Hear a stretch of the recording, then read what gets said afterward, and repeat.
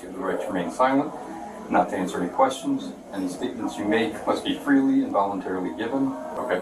Can you explain to me in greater detail how this is? Oh, sorry. Like, how long has this been going on? Like, when did this start? I would say it started last year around November. Did you realize it was wrong? Yes. Okay. And does he know it's wrong? Has he ever said anything to you about it? No. He's never... But I know you said when you told him that you were just scared, you didn't know what to do. He never threatened you or anything. I just felt uncomfortable. You felt uncomfortable? Yeah. But when he came to your register, you pretty much know what you were going to do. Yeah, because it's just like a routine. It's routine. Okay. On May 3rd, 2023, Boynton Beach police investigated a $66,000 coupon fraud at a BJ's Wholesale club in Florida. A cashier and a male club member had been running the same routine. Since November 2022, 6 months, hundreds of transactions undetected. This footage raises 3 legal questions. Was the Miranda warning valid? Were her statements admissible? And do the facts support felony charges under Florida law?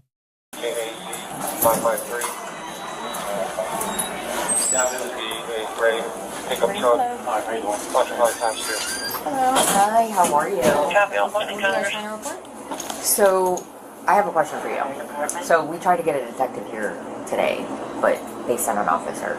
So, we have a $66,000. It has to go through an officer. I have to take the initial report, and if a sergeant looks at the case and feels it needs to go to a detective, then it'll be assigned. So, I have a question for you.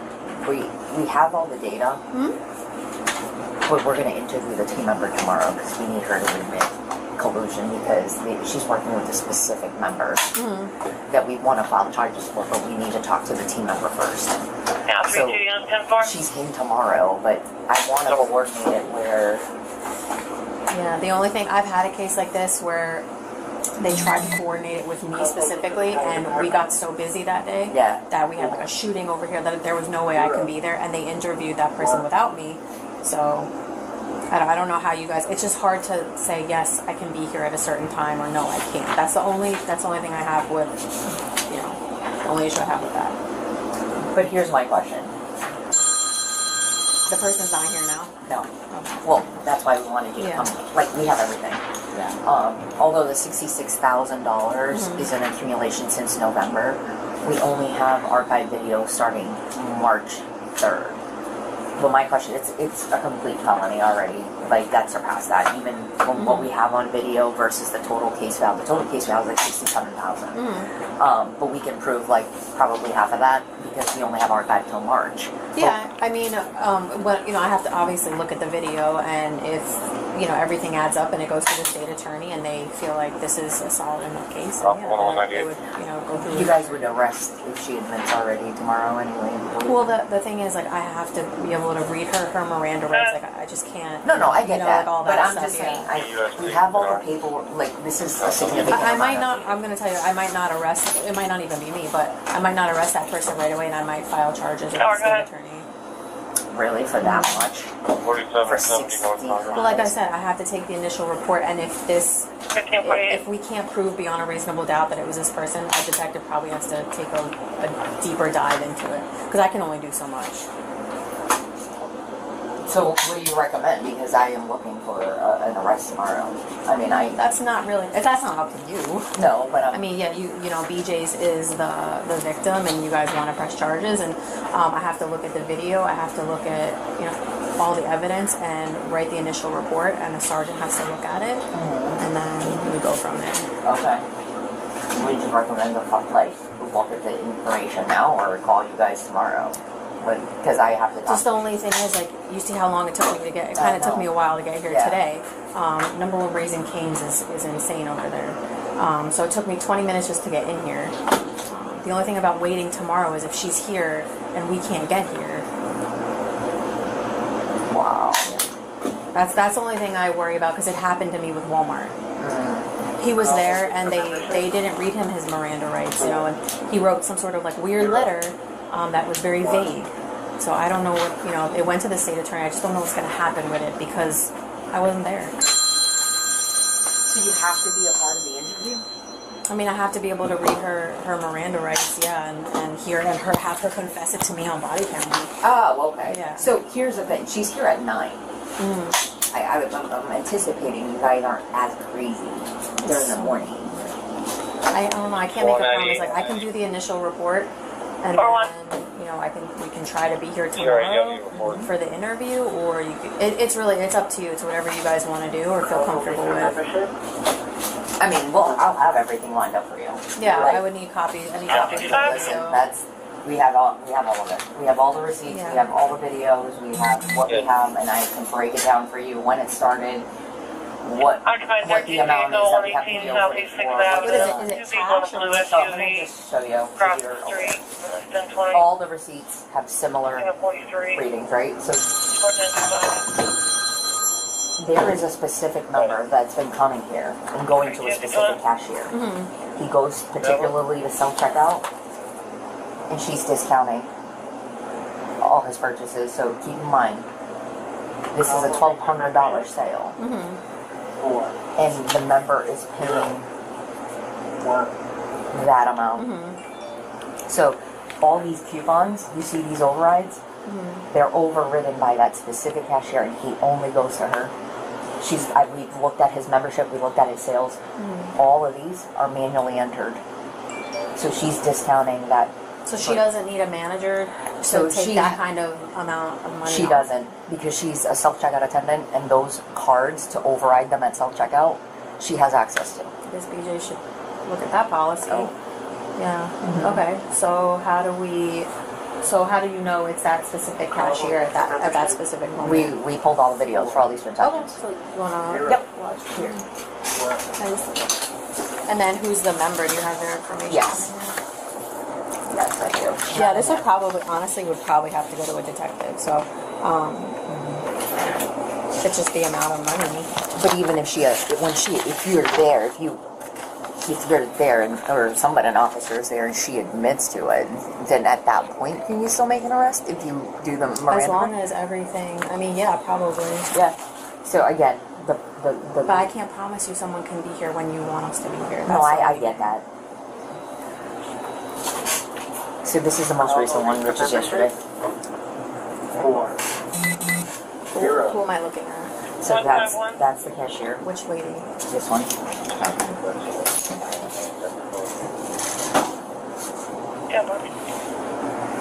And that's the member, the guy in the blue? Correct. Why is your thing pixelating all of a sudden?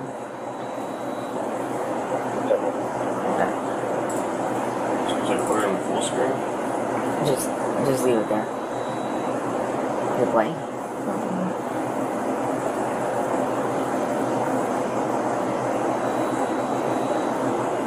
Why is it pixelating all of a sudden? Maybe I need to play it on my... I'll vote for membership. 4. 0. Oh my god.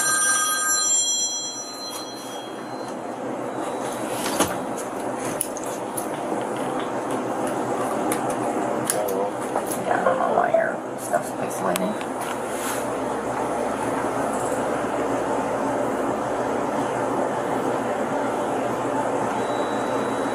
So that's her. This is the member. So that's the one and only member that she does Oh, this yeah. for? Correct. And you guys have looked through all the transactions? Yes. There's a pattern. It's him and her. Since November. And she does the exact same thing. Because all the receipts show the same thing. And at the end of the night, does someone have to tally up the coupons or anything like that? So we no longer actually tally up the coupons. They just go automatically into a bag. It doesn't get... So it doesn't have to match against... The other tank goes back to white Mercedes convertible out of Palm Beach.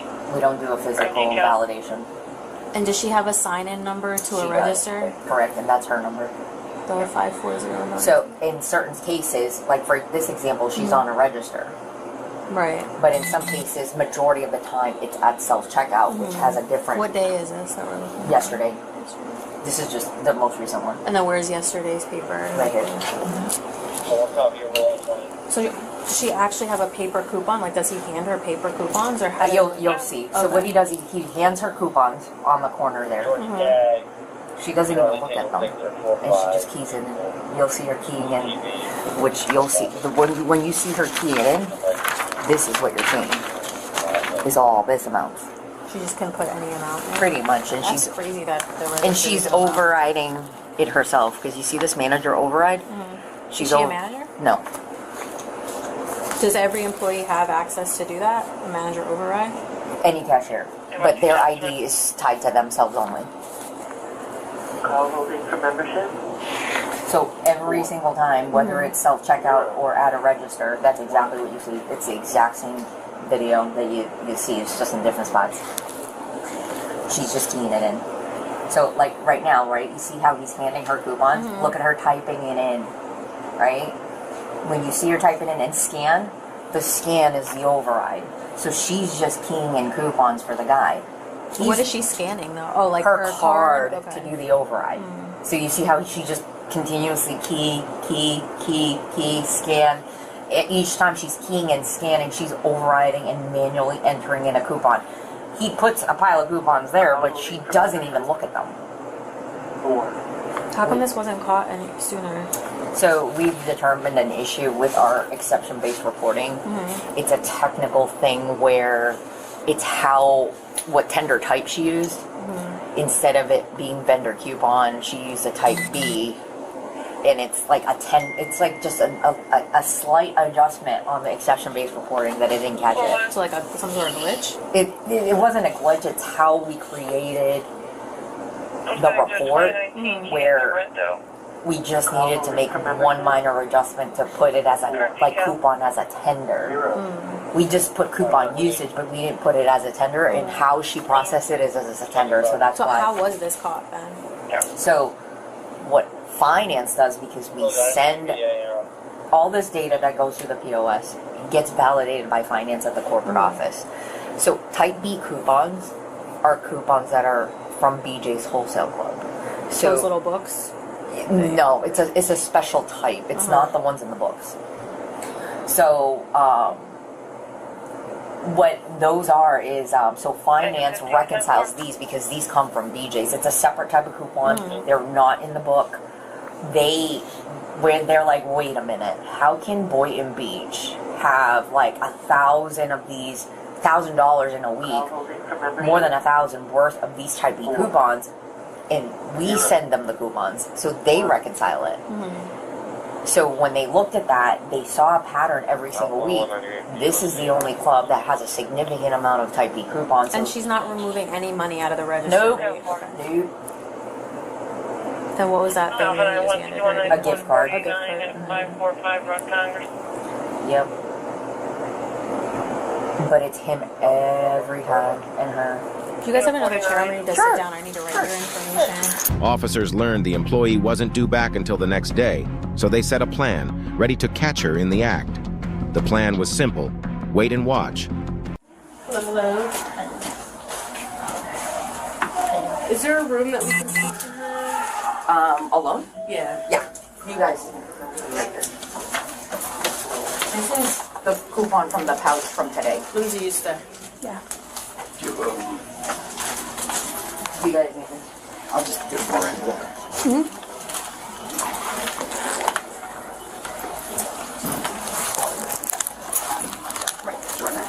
Hey, I'll No, I didn't, because we were talking on.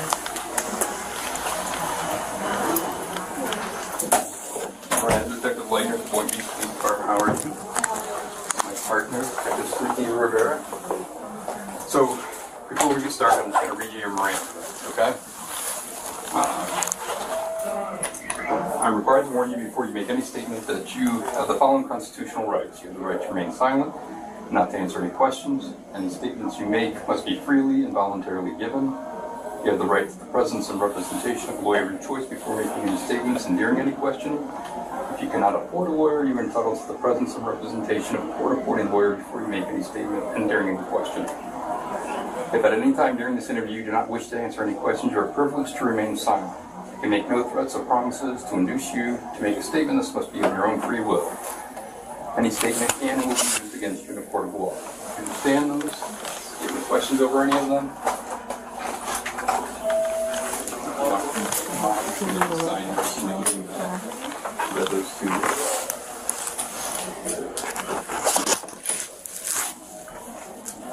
It's not working. Thank you.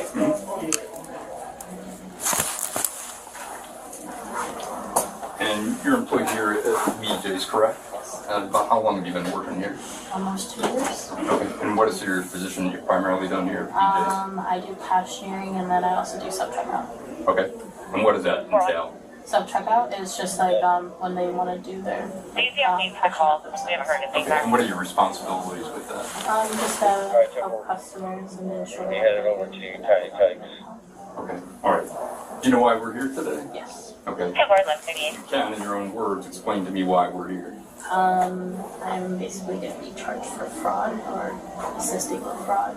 Okay. Why do you feel that? Why do you think that? Because I helped someone basically steal from BJ's a couple thousand. Sure, Betty, go ahead. Okay. Can you explain to me in greater detail how this is? Oh, sorry. Like, how long has this been going on? Like, when did this start? I would say it started last year around November-ish. The guy approached me and asked me if I could input his coupons, and I said okay. I didn't think it would be a reoccurring thing, but it ended up being a reoccurring thing. And personally, I didn't know how to approach my managers and ask for help to ensure this customer would stay away. But Okay. So, you said back in November. yeah, I mean around that time. I'm not 100% sure what day. Okay. Now it's 2022. Yes. And where were you at? The person, what's his name?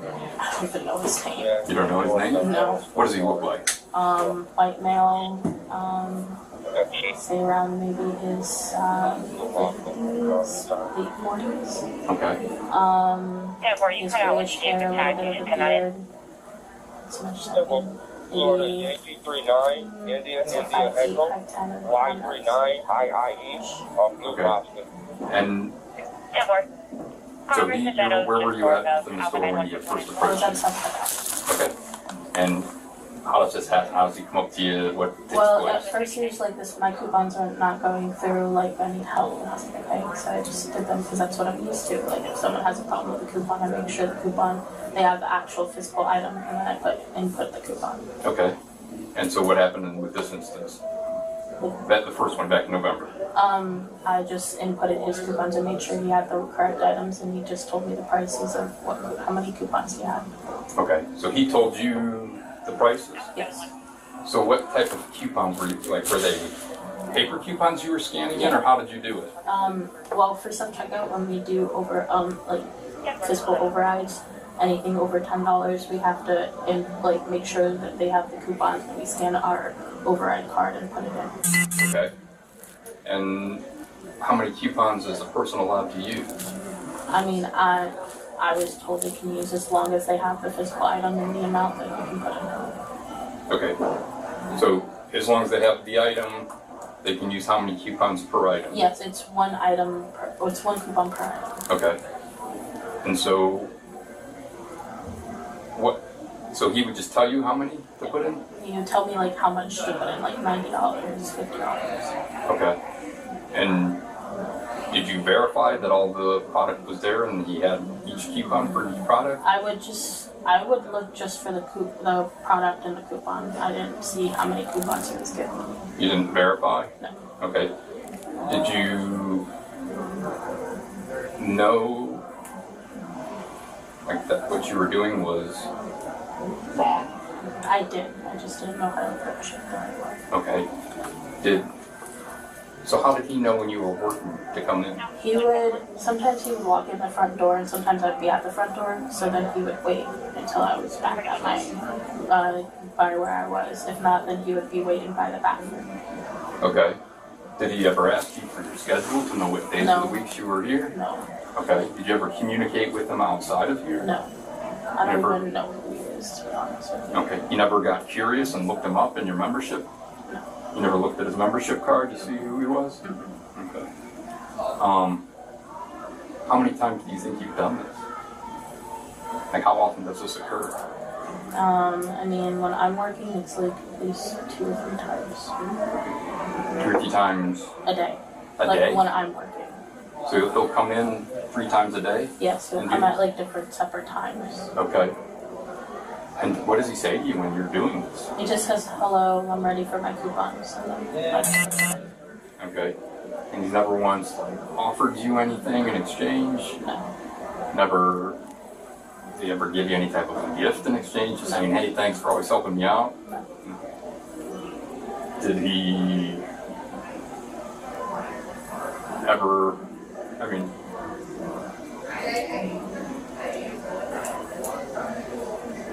I'm trying to understand, like, how did he, like, know that you would be willing to do this each and every time? I guess I just never really questioned him about it, so he always just came up to me. And what kind of products is he buying? Medicine, like medical, like allergy medicine, anything like that. And is it always the same type of products? Yes. Does he say what he's doing with these products? I think he resells them. Okay. I'm pretty sure he does. What makes you think that? I mean, sometimes when I'm on a register, he does tax exempt, and sometimes tax exempt, they resell the product that they buy here. Okay. If not, it's for his own personal use, for like his store or something like that. Okay. And tax exempt, what does he do to do tax exempt? It's just that he doesn't have to pay tax on stuff that he buys. But does he show you something to do that? Does No, he it's present? already on his card. Okay. For his membership card? Yeah, his membership card. Okay. And what do you have to do to get tax exempt? I override it. I have to override the tax exempt. And do you override it? Yes, sometimes, but not all the time. Okay. But he shows you on his card that he's tax exempt. Well, when you scan it, it will show you a prompt that says tax exempt. Okay. And then what causes that to pop up is what I'm trying to understand is how is it entered in the system that he... Yes, in his system underneath his membership, there's like a certain certificate that they have to bring in, that they have to put in for him to have tax exempt. Okay. Did he ever tell you he was reselling this stuff? Not that I know of, no. You never recall him telling you what he did with the products? No. And what did you think when he was coming in 2-3 times a day? That's what I thought, like he was reselling, so I was like, okay. Because I've seen people here multiple times, like Okay. a day, all the time.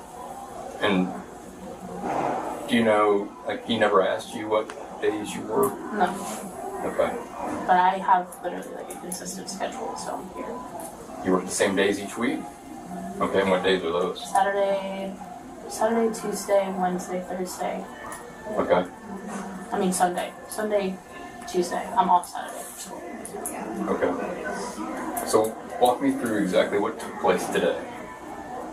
Today? Yeah, this morning. I mean, he came in, I know he went to membership to return something, and then maybe 20 minutes later he came back to my line, and I just did what I do. Okay, but step by step, like I don't understand any of it. I scan his card, and then I scan all of his items, and then when I'm done with that, he just tells me the prices of his coupons that he has, and then I input them. Okay, so you don't verify that the amount he's telling you matches what the product is? No. Okay, and so how much was his total today? Like $40. Okay, but how much was it before the override coupons? Like 1,000 something. Okay, does that seem a little bit... It does, yes. Okay, I mean, did you realize it was wrong? Yes. Okay, and does he know it's wrong? Has he ever said anything to you about it? No. He's never made any acknowledgement about it? No.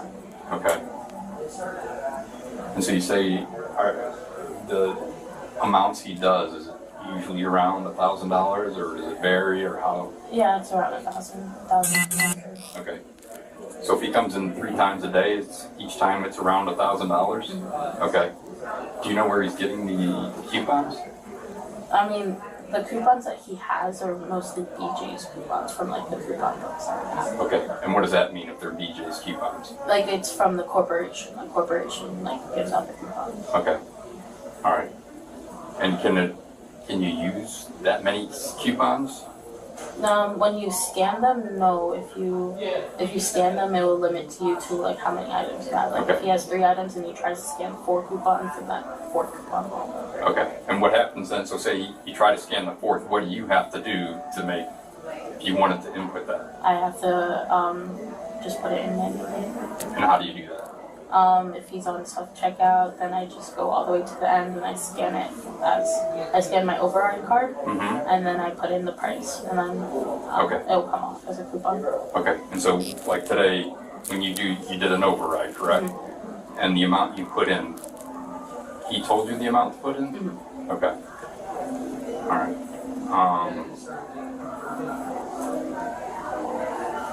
But I know you said when you told him that you were just scared, you didn't know what to do. He never threatened you or anything. I just felt uncomfortable. You felt uncomfortable? Yeah. But when he came to your register, you pretty much know what you were going to do. Yeah, because it's just like a routine. It's routine. Okay. Today, when he was at your register and he's passing you the coupons, were you just putting the numbers in this time? He wasn't telling you today, though, right? Like you just knew how much to take off of the. No, he tells me like how many. Like he'll tell me like $90, $60. So what is he doing today on the video? He's passing you. Yeah, like the stacks of the coupons. And then what is he saying? 90. Yes. Tell me. Tell me how he does. Yeah, that's what he does. He just stacks them and he goes 90, 60, 24 or whatever. And what were the coupons for? Like $1 off. Yeah, $1. Sometimes they're $7, $8. Okay. But he was telling you today what to put in. Yeah. Okay. And does he tell you every time what to put in? Yes. Do you collect the coupons? Yeah, I mean, when it's at self-checkout, they throw them in the box. Okay. And then if it's at a register, I put them in the pouch. Okay. Have you ever told anybody about this? Like a friend, family, any coworker about it? No? And what does the policy say for something like this here? Like, is there a policy about the coupons and manufacturing what you can and cannot do? I mean, all as I know is it's just one item one coupon per item.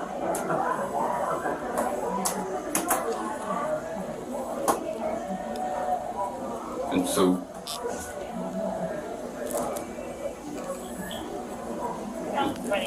the reason to continue doing it, or that you kept doing it since November, what was that? I'm trying to understand. I didn't really have a reason. It's just I didn't know how to approach my managers about it. Okay. Like, I mean, if you saw him coming to the register, could you not? I mean, sometimes when he would come in, I would try to make myself busy so I wouldn't have to help him. Okay. And what did you think was going to happen if you went to your manager? I would get fired and I try to make this job for school. Okay. All right. Can I ask you one more question? Yeah. Honestly, truthfully, since we already know you've been doing it with this guy, have you done it with anybody else? Family, friends, co-workers? No? Do you know if anybody else has been doing this here? Not that I know. Because I'm trying to understand how you came up with doing this, so many at a time. I don't know if you saw someone else doing it, or you just did it. I just did it. Okay. Did he indicate to you to do this? Did he tell you how to do this? Did he have an idea that you could do this? No, it's like when you work self-checkout, you know what to do for certain things. For like coupons, like you have to override it, so you have to have your card to do it. Okay. So the very first time you met him, he approached you and asked you to help him with his coupons. Mm-hmm. Did he go into detail about that, what that meant? Mm-hmm. So you just automatically started giving him the discounts? Mm-hmm. Okay. Alright. Did you ever think that this would come back? Yeah, I knew it was going to come back eventually, but you still couldn't say no? Well, what made you say yes the first time? What made you do it the first time? The first time I thought he was just a regular customer, that he just needed help with coupons, that's all. But why give him the extra the first time? If you did the overrides on the first transaction, the first time you did it, where you gave him, did he tell you the amounts the first time? Yes, he always tells me that. Okay, so how did he know you would do that? Honestly. And what made you do it? I mean, if you didn't, that's the very first time, there's no, I mean, you could have easily said no. What made you do that? What made you feel the need to do that? Maybe just to get him out. It was probably like a busy day, and I just wanted everyone to be out. Alright. I think that's all that I have. Raise your right hand. Swear or affirm that everything is true? Yes. Okay. Start with custody. The Supreme Court's ruling in Miranda v. Arizona holds that, before any custodial interrogation, officers must advise the subject of 5 rights. Custody doesn't mean handcuffs. Under Berkemer v. McCarty, it attaches whenever a reasonable person would not feel free to terminate the encounter and leave. At the moment of the interview, 2 detectives, a private back office, and explicit criminal framing, she was unambiguously in custody. Detective Lightner covered all 5 elements. Right to silence. Statements can be used in court, right to counsel, right to appointed counsel, and the right to stop answering at any time. She acknowledged understanding. She did not ask for a lawyer. She did not invoke her right to silence. That combination is a valid implicit waiver. Here is what made this case unusual. Before the first substantive question was asked, she volunteered. I'm basically going to be charged for fraud. I helped someone steal from BJ's. That is a spontaneous statement unprompted, before any interrogation pressure. Under Colorado v. Connelly, voluntariness is judged by the totality of circumstances.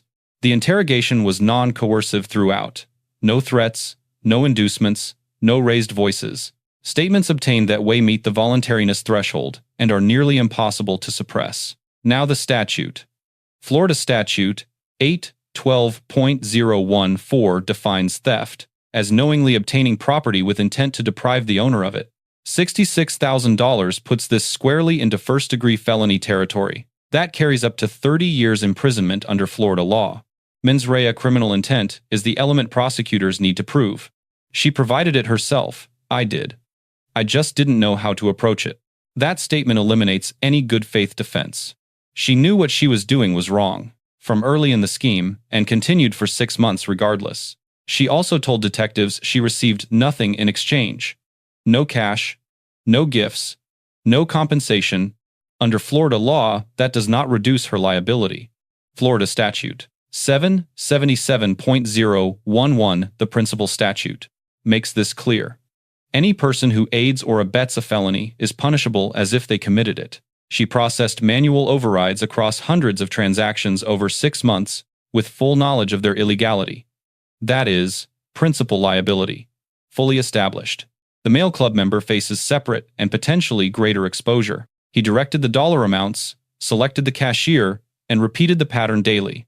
His tax-exempt membership account, combined with bulk purchases of resaleable merchandise and explicit verbal instructions to the cashier, signals a structured scheme of deception. Florida Statute 817.034, the Florida Communications Fraud Act, targets any organized scheme to defraud involving intentional misrepresentation for financial gain. If he engineered this from the start, his exposure likely exceeds the cashier's. She enabled the scheme, he designed it. BJ's own systems missed this for 6 months because overrides were entered under a Type B tender code rather than a standard vendor coupon classification. That gap was not a glitch, it was a structural design flaw in their exception-based reporting. The fraud was caught by corporate finance during routine reconciliation, not by the store itself.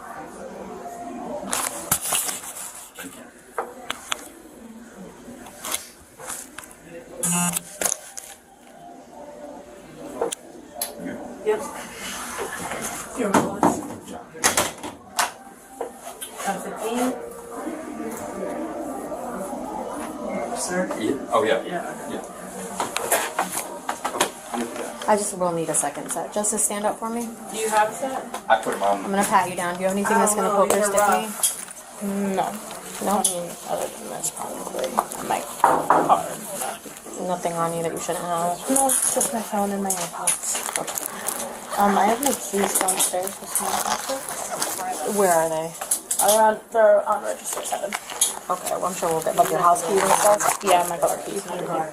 Can you just turn around for me? Yep. Alright. What we'll do is we'll get all your property. Detective Lightner receives a B+.